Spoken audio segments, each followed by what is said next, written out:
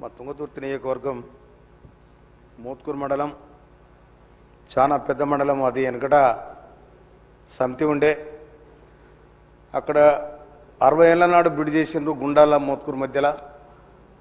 అది బండ్లబాట లాగా వేసిండ్రు.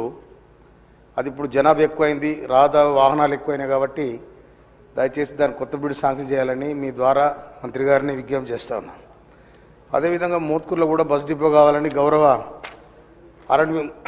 ట్రాన్స్పోర్ట్ మినిస్టర్ గారికి అప్పీల్ చేసిన, దాన్ని కూడా చేయాలని మనవి చేస్తున్నాను. అధ్యక్ష ఇప్పుడు మోత్కూరులో 5 మండలాలు చుట్టుంటాయి. అక్కడ 6 పడకల హాస్పిటల్ ఉంది, దాన్ని 30 పడకల హాస్పిటల్ చేయాలని కూడా నేను మనవి చేస్తున్నా అధ్యక్ష. అదేవిధంగా జూనియర్ కాలేజ్ నూతనకాల మధ్యలో ఒక జూనియర్ కాలేజ్ శాంక్షన్ చేయాలని గౌరవ మంత్రి గారికి నేను విజ్ఞప్తి చేస్తాను అధ్యక్ష. తర్వాత ధర్మారం వర్ధమాన్ కోట అటు సైడ్ 50 గ్రామాలు, ఇటు సైడ్ 50 గ్రామాలు, 100 గ్రామాలు గడవడానికి ధర్మారం వర్ధమాన్ కోట మధ్యలో బిక్కేరు మీద ఒక బ్రిడ్జ్ శాంక్షన్ చేయాలని గౌరవ మంత్రి గారిని నేను విజ్ఞప్తి చేస్తా ఉన్నాను. అదేవిధంగా ధర్మారం తర్వాత గుమ్మడవెల్లి చెరువు డెవలప్ చేయాలని మనవి చేస్తా ఉన్నాను అధ్యక్ష. అదేవిధంగా అరవపల్లి మండల కేంద్రంలో దేవాదాయ భూములు 700 ఎకరాలు ఉన్నాయి.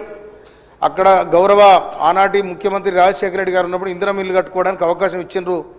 ఇప్పుడు దేవాదాయ భూములలో ఇల్లు కట్టడానికి పర్మిషన్ లేదని చెప్పి మా సూర్యాపేట కలెక్టర్ గారు అంటా ఉన్నారు.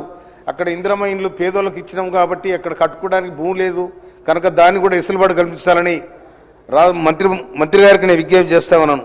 అదేవిధంగా ఎస్ఆర్ఎస్పి మెయిన్ కెనాల్ ఏదైతుందో అది కోతకు గురవుతా ఉంది. నీళ్ళు వచ్చినప్పుడు దాన్ని కూడా 27 కిలోమీటర్లు దాని లైనింగ్ చేయాలని చెప్పి నేను మంత్రి గారికి విజ్ఞప్తి చేస్తా ఉన్నాను. కనుక మాకు ఇచ్చిన అవకాశానికి మీకు ధన్యవాదాలు అధ్యక్ష.